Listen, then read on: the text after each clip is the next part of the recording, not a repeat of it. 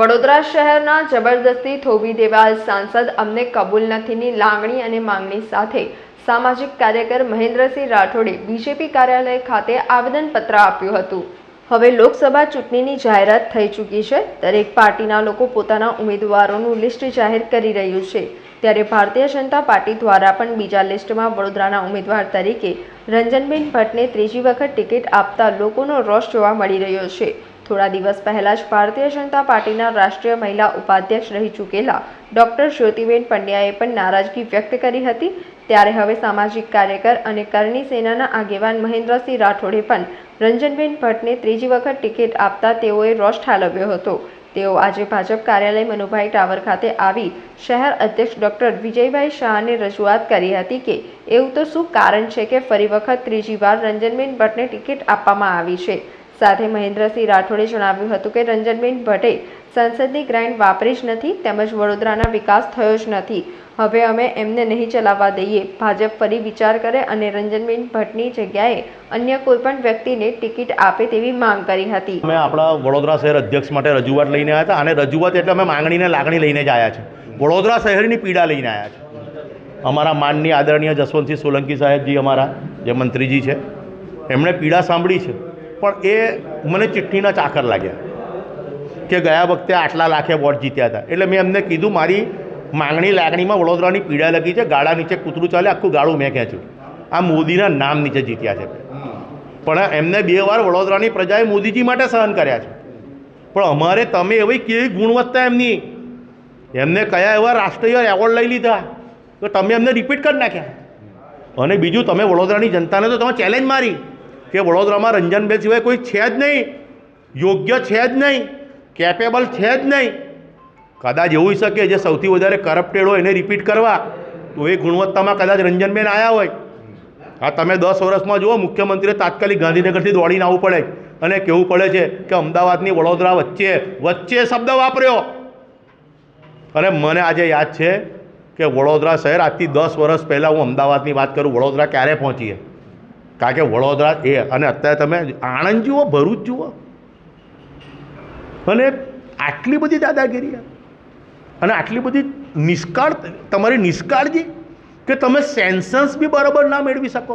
તમે કોના લીધા? વડોદરાની જનતાને પૂછ્યું? આજે અમારે કેમ આવવું પડ્યું? મનુભાઈ ટાવર પર સમગ્ર વડોદરાવાસીઓને ભરોસો, તો આજે મનુભાઈ ટાવરથી હવે ભૂલ કેમ થઈ એની વડોદરા શહેરની જનતા જાણવા માંગે છે। જીજે 6 સવારે હટાવવું પડશે, જીજો 0-0 કરી દો। આપણે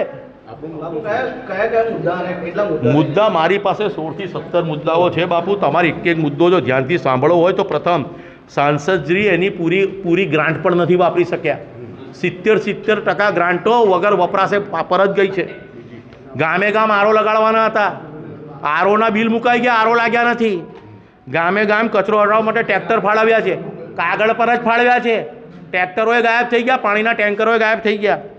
જૂનું એરપોર્ટ તો આપણું હતું જ, એવું તો નહોતું કે વડોદરાની અંદર રંજનબેન સાંસદ બન્યા અને પહેલાં એરપોર્ટ નહોતું। એ એરપોર્ટને ઇન્ટરનેશનલ એરપોર્ટ બતાવીને કરોડો રૂપિયા ચાઉ કરી ગયા। અને બેનશ્રી પાછા આ અગોરા પ્રોજેક્ટમાં ભાગીદારી લોકચર્ચા છે એવી। બીજી વસ્તુ, હરણી તળાવના જે દુર્ઘટના મર્યા ને, બેને કાણી પૈ નહીં આલી, અને માતા તુલ્ય આપણે એમને કહીએ છીએ। કઈ માતા છે એમનામાં? એમને 12 બાળકો ના દેખાયા? 2 શિક્ષિકા એમના માતા નહોતા? 1 રૂપિયો નથી આલ્યો। કે બીજું, ઉપરથી શું કર્યું ખબર? એ હરણી બોર્ડકાંડની અંદર છે ને, દબાવવા માટે તપાસ રોકી દેવડાઈ, તરકટ રચીને। આ વડોદરાની જનતા શિક્ષણ ક્ષેત્રે ટોટલ ફેલ કરી નાખ્યા આપણને। ટોટલ MS યુનિવર્સિટી કેટલું મોટું નામ હતું। ચલો મારી હાથે સરકારી સ્કૂલો આપણે જોઈએ છે। સરકારી સ્કૂલો હાલત જુઓ, સરકારી હોસ્પિટલોની હાલત જુઓ।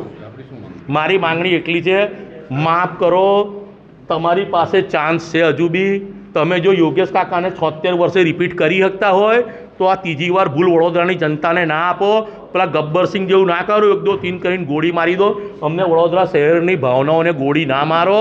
રંજનબેન, તમારી પાસે વડોદરામાં કોઈ કેન્ડિડેટ નથી ને, અંજુ માસીને ટિકિટ આપી દો તમે, બરાનપુરાવાલા। પણ રંજન માસી ના હાલતા બાપા, આવું ના કરો અત્યાચાર। વડોદરામાં બધા બહુ કેન્ડિડેટો છે, તમે અમને ગણાવો। તમે કયા તથ્યોને આધારે રંજનબેનને પાછા રિપીટ કર્યા છે? કયા તથ્યો? એ આ જવાબ આપવો પડશે. અત્રે ઉલ્લેખનીય છે કે મહેન્દ્રસિંહ રાઠોડ આજે સયાજગંજ વિસ્તારમાં આવેલ મનુભાઈ ટાવર ભાજપ કાર્યાલય ખાતે શહેર અધ્યક્ષને રજૂઆત કરી હતી કે રંજનબેન ભટ્ટ કોઈ ગ્રાન્ટ વાપરે ત્યારે આ વાતને શહેર અધ્યક્ષ ડોક્ટર વિજય શાહે નકારી હતી અને જણાવ્યું હતું કે મહેન્દ્રસિંહ રાઠોડના તમામ આક્ષેપો ખોટા છે. મહેન્દ્રસિંહ રાઠોડે વડોદરા શહેરમાં પોતાને સામાજિક કાર્યકર ગણાવે છે. એમણે એક 5-7 લોકોની સાથે આવીને એક આવેદનપત્ર આપ્યું છે. એમણે 18 મુદ્દા મૂક્યા છે. મુદ્દા તો મેં વાંચ્યા નથી, પણ એમણે જે પહેલા 2 મુદ્દા મૂક્યા છે બંને મુદ્દા સદંતર ખોટા છે. આક્ષેપ કરવો એ એમનો અત્યાર સુધીનો સ્વભાવ રહ્યો છે. એમણે એવું લખ્યું છે કે માન્ય સાંસદે 20 થી 25% રકમનો જ ઉપયોગ કર્યો છે. હું પાર્ટીના અધ્યક્ષ તરીકે તમને ગંભીરતાથી એવું કહેવા માગું છું કે 100% ગ્રાન્ટનો ઉપયોગ થયો છે. ઉપયોગ થયો છે પ્રજાના કામોમાં જ થયો છે.